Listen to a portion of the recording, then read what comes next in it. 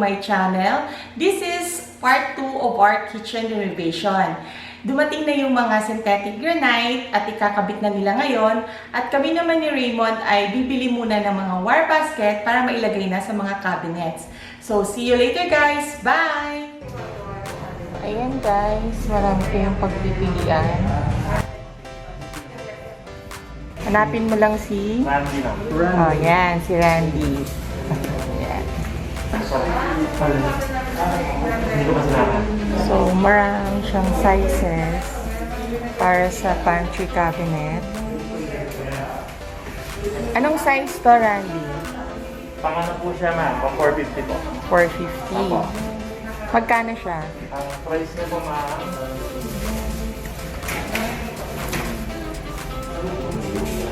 8,850 po.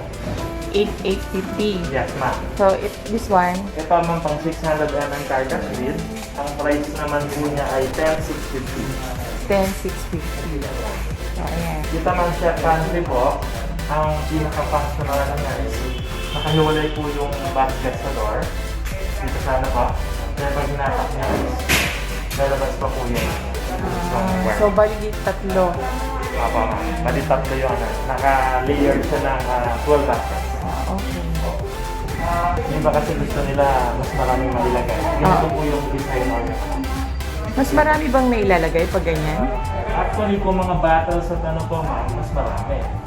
Pero kung malalaki yung items nyo, mas ano po yung larger kasi meron siyang isang dito ma'am, yung malaki. Mas yung size naman yung item nila. Ang price ba niyan, isang item yan? Isang set po ito sir. Set po ang benta. Okay. So, itong chef pantry, magkano yan? Price po ng chef pantry natin ma'am, 11,000. 11,000. Opo. Meron tayo yung mas maraming baskets ma'am. 14,000 po. 14,000. Ito naman guys, so, nababa.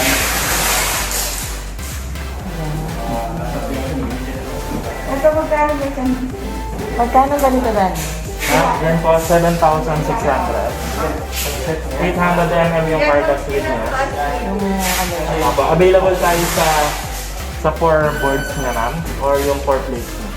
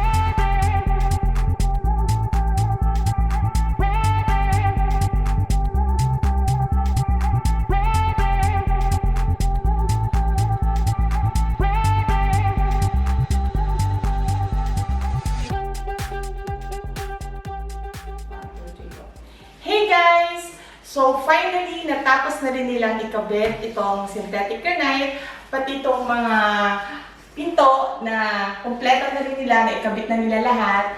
At pati yung mga binili namin ni Raymond na mga wire basket na ilagay na rin sa mga cabinet. I'm so happy na finally makapagluto na rin ako at makapag-bake. So, for further explanation kung paano kami nakasave sa cost ng pagpagawa namin ng kitchen renovation. Let me call my husband, my babes, Engineer Raymond F. Escobar. Yay! Hi, babes! Hello, babes! Oh, yan. May pakis pa siya, di ba? So, explain mo sa kanila kung paano tayo naka-save pagpagawa nitong kitchen natin. Okay, babes, explain ko sa kanila. First of all, nagpa-quote muna kami sa mga kitchen manufacturer, sa mga modular kitchen manufacturer, and para at least meron kaming baseline data ng cost. At the same time, magka-idea kami sa mga design. And then, yung plano naman is, alam ng wife ko kasi siya yung gagamit itong kitchen. So basically, yung gusto niya mangyari sa kitchen niya is alam niya. So, may layout na kami noon. At the same time, wala nga ng mga dimension. So, ngayon, itong brother-in-law ko, nagpagawa rin siya ng bahay niya. So, yung ginawa ng kitchen niya, ni-refer niya sa amin. Ito si Mang Danny is, kumbaga, experience siya sa paggawa ng mga modular kitchen cabinets. So, sabi ko nga kanina, since may plano naman na kami, so, si Mang Danny is, nagkameron kami ng collaboration sa kanya, kasi expert naman siya sa paggawa ng mga kitchen modular cabinet.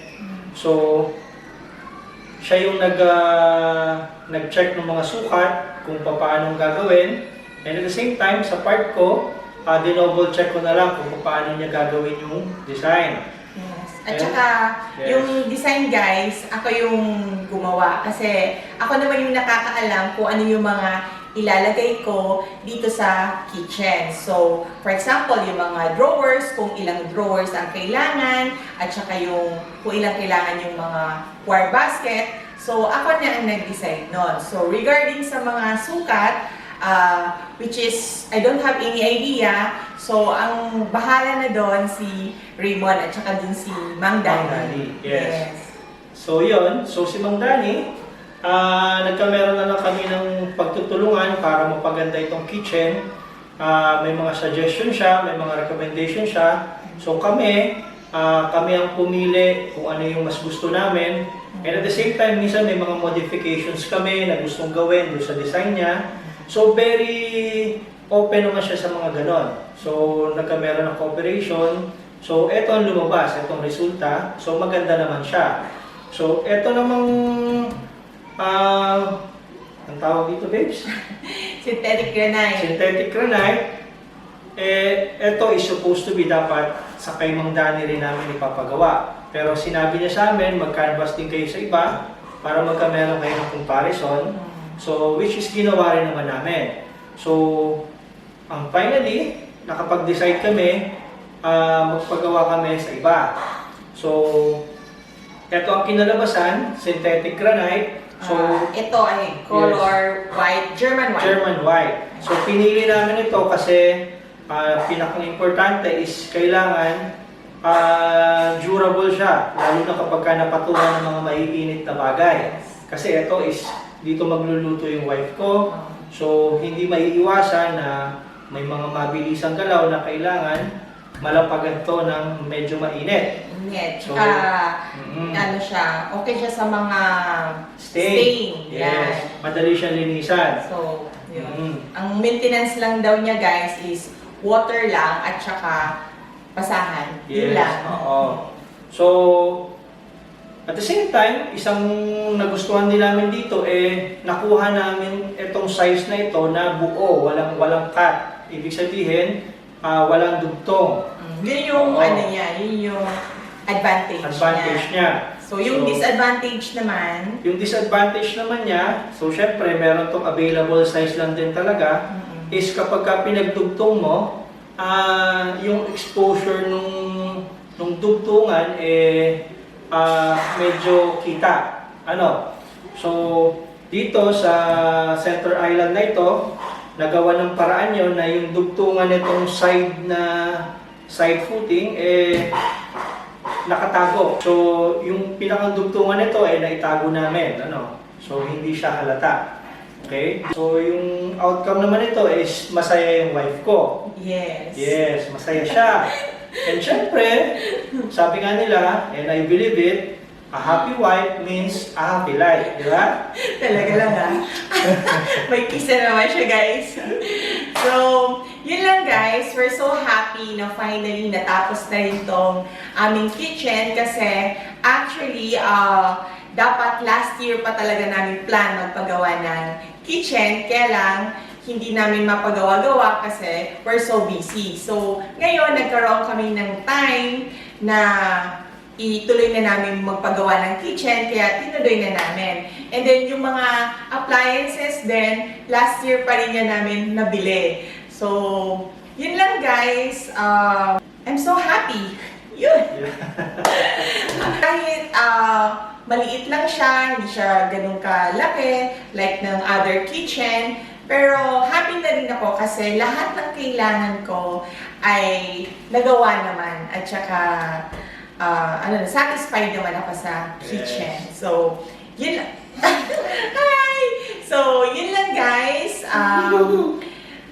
Sana na-inspire kayo at nakakuha kayo ng mga ideas kung paano magpagawa ng kitchen. Hindi naman pala kailangan na Gumastos ng malaki. gumastos ng malaki. Yes. So, hanggat kayang makatipid ay alam natin yung mga misis na gagawa tayo ng paraan para makatipid talaga. Yes. So, yun lang guys, and thank you Pay for supporting me at talagang ang ganda ng pasok ng 2021 kasi finally makaluto na ako, makapag-bake na ako sa family ko. So, yun lang guys. So, that's all for today and don't forget to subscribe, like, and share. Bye! Bye! Good night!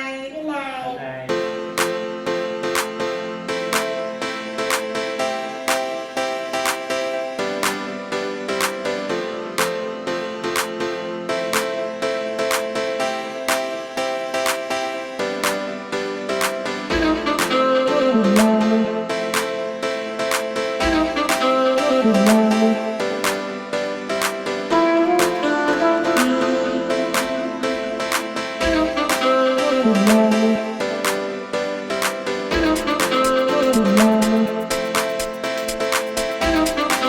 Good night.